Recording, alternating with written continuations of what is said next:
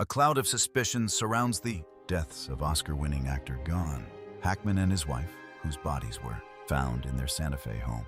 The FBI found disturbing files on a hidden hard drive inside Gene Hackman's secret tunnel. And they have not said a single word about what was on it since. Most of the time when you have a multiple death event, there's something kind of sinister about it. What started as a welfare check on a 95-year-old actor turned into a federal operation the moment investigators found a concealed passage beneath his private library, an underground archive sealed for decades in a hard drive containing research so specific, so organized, and so pointed at classified government history that the case was escalated before the first day was over. The FBI knows what those files contain, the public doesn't. And that gap is exactly what this video is about. The gates that wouldn't open. On the morning of February 26, 2025, a handyman placed a call that would quietly set in motion one of the most unusual federal investigations in recent memory. For days, he had been trying to reach someone inside the Hackman estate. Phone calls went unanswered. Messages disappeared. The household that had run with quiet, organized precision for years had simply gone dark. Deputies drove out through a long, winding stretch of dirt road cutting through the foothills of northern New Mexico. Peon and juniper trees pressed in on both sides, closing off sight lines so completely that the main house wasn't visible until you were nearly at the gate. Neighbors had long described the Hackman estate as one of the most private properties in the region. No casual visitor had any reason to linger. Betsy were our neighbors who embraced the Santa Fe lifestyle and embraced Santa Fe as their home. When the deputies arrived at the perimeter, they found the gates locked. That single detail shifted everything. Before the investigation had officially begun, the estate had been engineered to remain sealed unless someone inside deliberately opened it. Reinforced perimeter fencing, surveillance systems, controlled access gates monitored around the clock. Every access point had a purpose. Every lock was intentional. This was not a place where someone forgot to leave the door open. Deputies cut through the locks anyway and stepped onto the grounds. The silence inside was overwhelming. No vehicles, no staff, no lights in the windows. The large residence stood completely still among the trees, undisturbed in a way that felt less like privacy and more like something had stopped. Officers moved through the property and found the bodies of Gene Hackman and his wife, Betsy Arakawa, inside the house. Gene Hackman, 95, and his wife, Betsy Arakawa, 65, and a dog were found deceased. Body camera footage captured deputies locating Arakawa, 65, deceased in a bathroom. Hackman, 95, was found near the kitchen close to the front door. Medical examiners determined that Arakawa had died first from HIV, a severe and fast-moving viral infection. Hackman followed days later from heart failure with advanced Alzheimer's disease, listed as a contributing factor. Official statements indicated that neither death was the result of violence. On paper, it looked like tragedy. Two elderly people dying alone in a remote home, each gone before help could arrive. But the investigation didn't stop there. When the forensic sweep of the property began, investigators found a laptop sitting open on the desk in Hackman's private library. They flagged it immediately, and what that screen contained is the reason this case stopped being routine before the first day was over. The room he never left. Late at night, long after most of the household was still Gene Hackman worked. People who visited the estate in its earlier years described a ritual that rarely changed. Hackman at the desk in his private library, a reading lamp burning low, a reference volume left open beside his hand to a page dense with margin notes in his own careful script. He worked the way a detective works a cold case patient, unhurried, convinced that the answer was always there if you looked hard enough and long enough. His handwriting was meticulous even in the margins, underlining, bracketing, drawing arrows between passages separated by dozens of pages. He cross-referenced volumes the way an investigator builds a timeline, one fact leading to another, annotated map of something he was, assembling piece by piece across months. and years after retiring from acting in 2004. This room had become the center of his life. The desk faced a wall of bookshelves, which meant that for 20 years Gene Hackman sat facing directly toward what investigators would eventually find hidden behind them. It was the first place investigators went. The library looked ordinary at first. Tall bookshelves lining every wall, antique furniture under warm light rare, volumes carefully arranged alongside, framed artwork and scattered. Manuscripts, first editions sat next to, heavily annotated research materials. But here is what they noticed when they started moving carefully through the space. Books had been removed and replaced out of order. A heavy chair showed fresh drag marks across the hardwood floor. Several drawers were partially open, as if someone had searched the contents in a hurry and hadn't bothered to close them. The dust patterns on certain shelves were uneven, inconsistent with everything around them. Someone had been working in this room recently, and they hadn't been careful. Then they looked at the laptop, the browser history, the folder, structure the documents left open on, the desktop, what Hackman had been researching in the weeks before his death was specific, organized, and deep. Investigators began cross-referencing what they were seeing on screen with the subjects filling the shelves around them.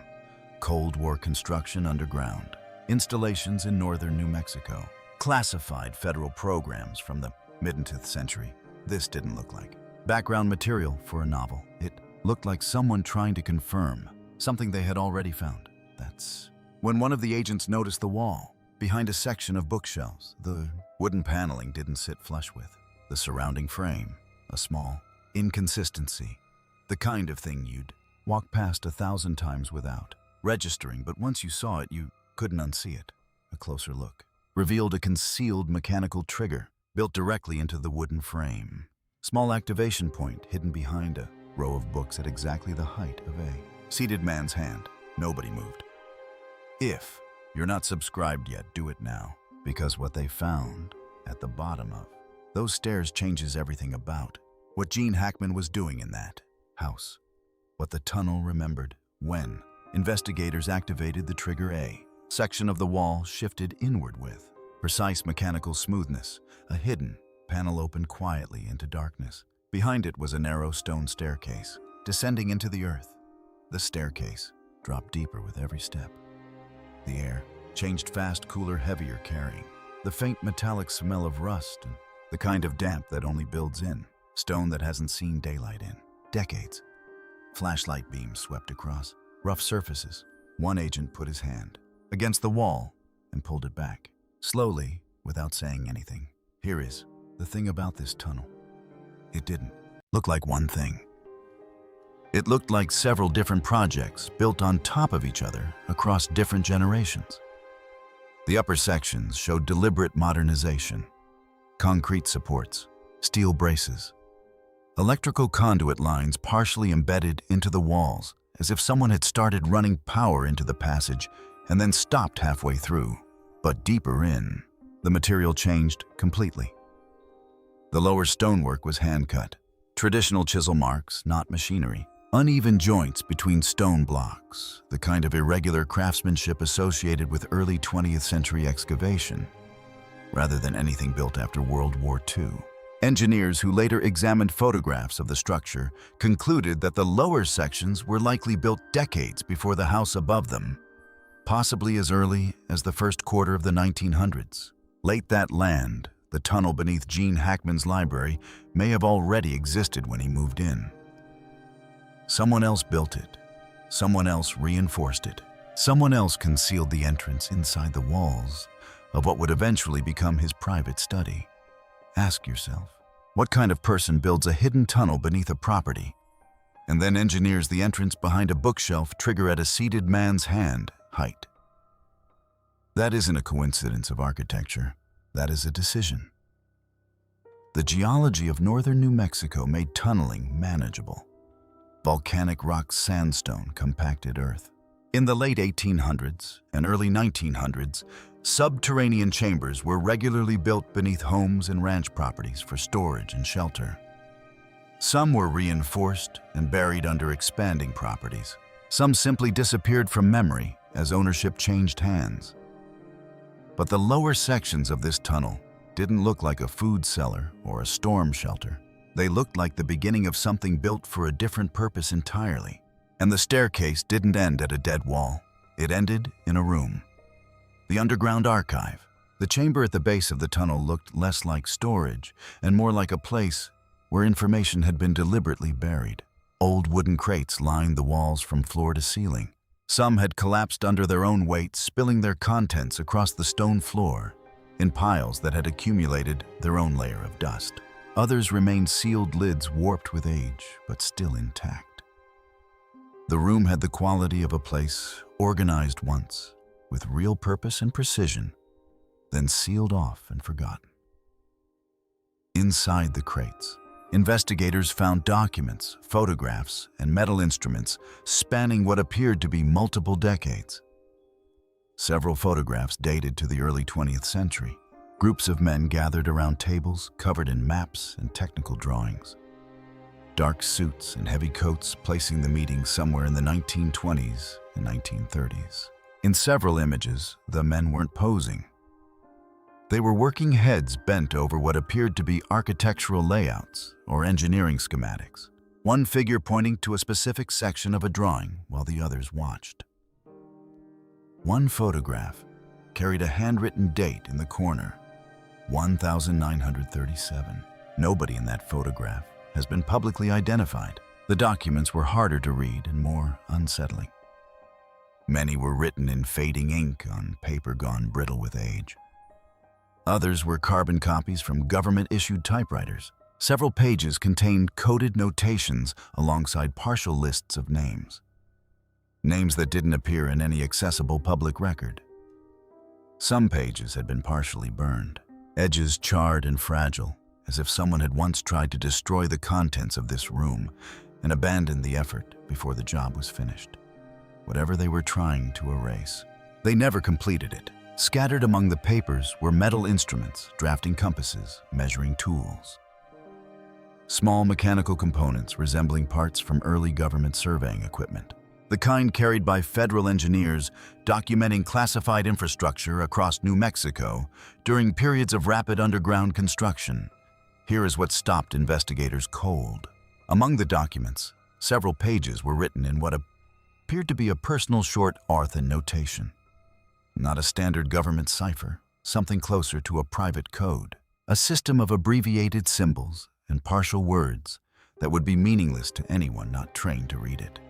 Those pages showed the same partial burn damage as everything else. Whoever tried to destroy the archive had specifically targeted the coded material, not a random clear out a targeted eraser. They got interrupted before they could finish, or they couldn't bring themselves to do it. Tucked inside one of the sealed crates, separated from everything else, and wrapped in oilcloth that had preserved it in significantly better condition than anything else in the room. Investigators found a single manila folder.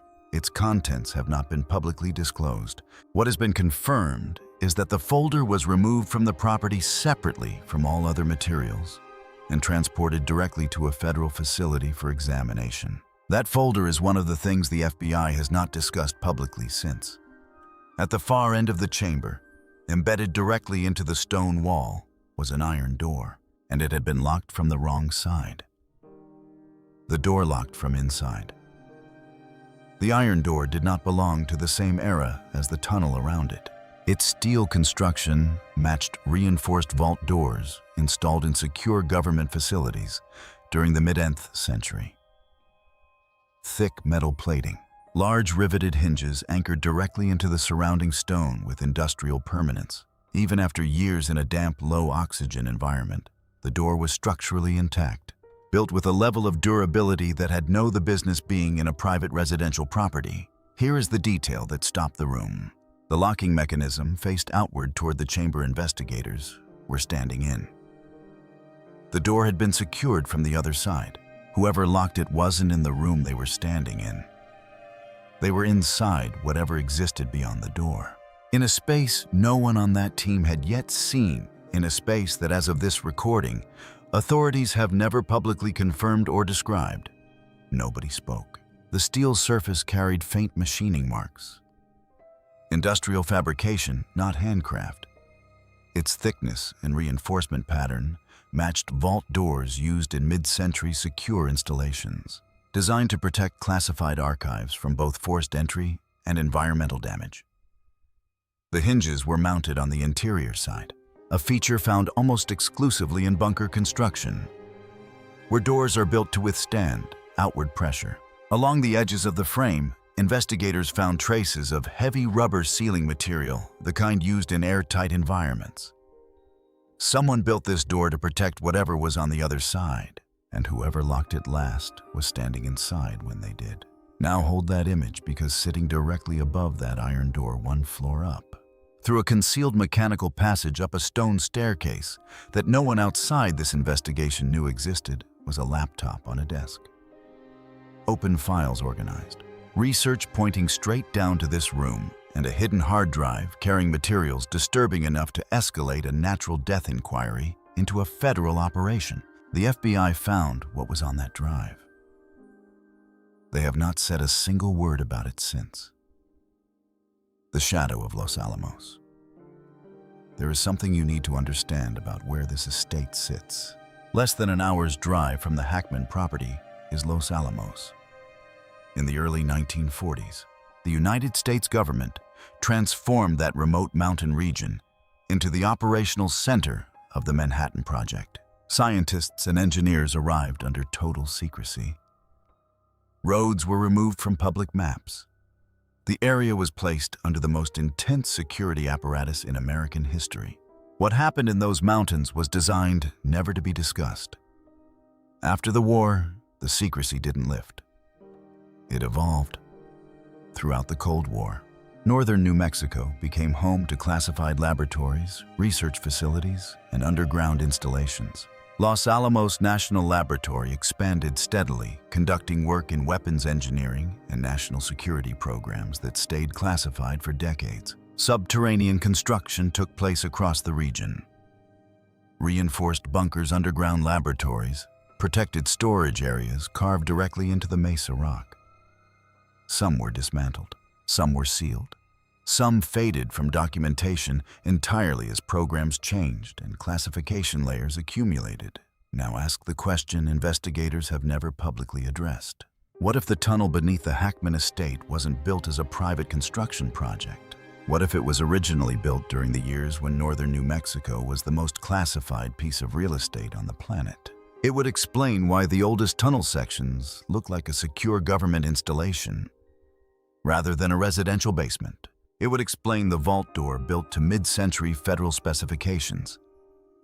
It would explain the precision-engineered concealed entrance, not a padlock, not plywood, but a mechanism built permanently into the architectural frame of the house. And it would explain why when Hackman's laptop was opened on that February morning, federal investigators immediately decided this case required their involvement. What was on the hard drive? Here is what we know. When investigators accessed the device on Hackman's desk and the connected hidden hard drive, what they found prompted federal escalation at a level that goes well beyond a natural death. Inquiry sources familiar with the scope of the investigation have indicated that the material on the drive was directly linked to the contents of the underground archive, that the two discoveries were not coincidental, and that Hackman had not simply inherited the underground space without understanding what it contained. He knew he had been researching it for years. The folder structure on the hard drive contained organized research files covering subjects that aligned precisely with the historical period represented by the documents below. Scanned photographs, typed summaries cross, reference timelines, correspondence with historians, archivists, and at least one individual connected to a federal records facility. One folder, according to sources, was flagged immediately not because of its label, but because of its contents. A structured, years-long attempt to identify the origin of the tunnel's construction and map it against known classified federal infrastructure. Programs operating in northern New Mexico between 1930 and 1960. The research didn't read like a novelist gathering atmosphere. It read like someone who had found something and was trying to understand what it meant, and who had built it. That is the thing about the word disturbing.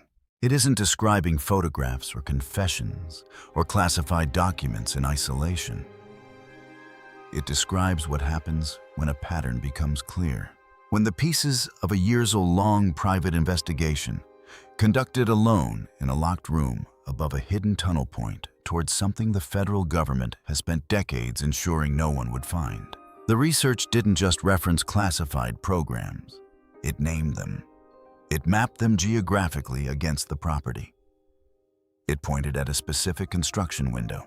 And whatever conclusion that research was building toward Hackman was close to finishing it when he died. The FBI removed the hard drive. They removed the manila folder. They have not described either one publicly. That absence is not neutral. Investigations that close cleanly get released. What they don't do is involve federal resources, extended forensic sweeps, and the quiet removal of archival materials from a chamber that wasn't supposed to exist. Whatever Hackman found, he found it alone. And then he stopped making calls, stopped receiving visitors. The household went completely silent in the weeks before his death. Not in the way of a man winding down, but in the way of a man who had reached the end of something and didn't know what to do next. A life built around secrets. Gene Hackman spent his career playing men who understood the weight of classified information. The French Connection, the conversation enemy of the state, absolute power. Film after film, he inhabited the kind of man who knew exactly where the dangerous knowledge was kept and understood precisely what happened to people who got too close to it for a long time. It was easy to read. Those performances is the work of a gifted actor with a talent for intensity. Look at them now from the outside of that Santa Fe estate. Federal vehicles on the property, investigators descending a concealed staircase beneath his private library, a sealed underground chamber, an iron door locked from the inside, a hidden hard drive removed and transported to a federal facility, and a wall of official silence so complete that not a single detail about the contents of those files has entered the public record.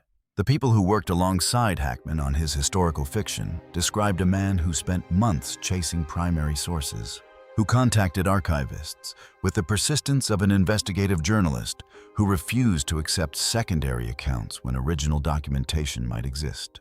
Patient, methodical, completely convinced the answer was always findable if you looked hard enough.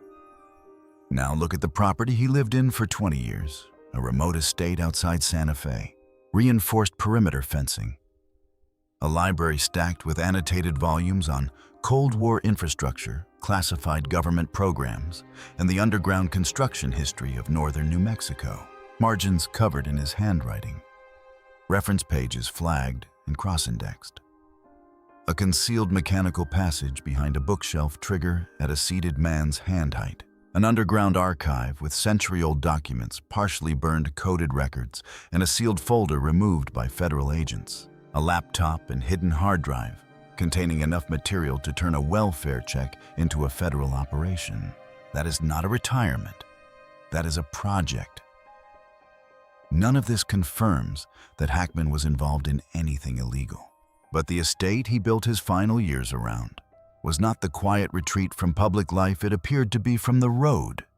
What remains sealed. No official statement has addressed the full scope of what was found beneath the Hackman property. The contents of the underground archive have not been cataloged publicly. The iron door has not been mentioned in any press conference. The connection between the laptop, the hidden hard drive, and the chamber below the library has never been formally confirmed or denied. When journalists sought clarification on the federal dimensions of the case, they were redirected to statements addressing only the confirmed causes of death, leaving every question about the property itself without a public answer. Think about what that means structurally.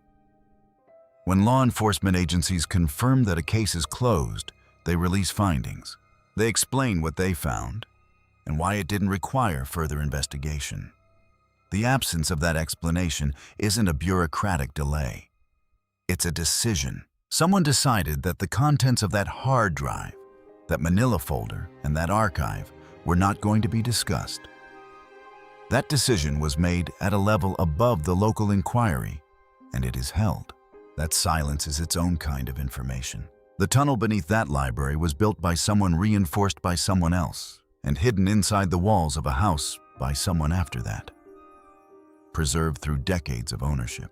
Changes until the morning. Unanswered calls brought deputies to a locked gate on a cold February morning in 2025. Hackman may have been the first owner who actually understood what was down there.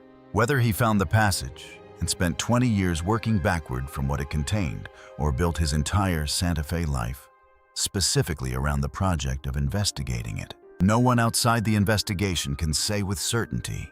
What we do know is that the concealed trigger was positioned at exactly the height of his seated hand. What we do know is that his desk faced those shelves directly. What we do know is that the research on that hard drive was organized, methodical, and pointed at a specific conclusion, and that it was years in the making. What is clear is that by the time his body was found, the man in that house had been asking very serious questions about what lay beneath it for a very long time. And he had been doing it systematically, using the same skills and discipline he applied to decades of historical research. Cross-referencing, verifying, building the case piece by piece in the room directly above the thing he was trying to understand. And whatever answers he found are sitting in files on a hidden hard drive the FBI has not publicly discussed since the day they walked out of that library. Somewhere beyond that iron door.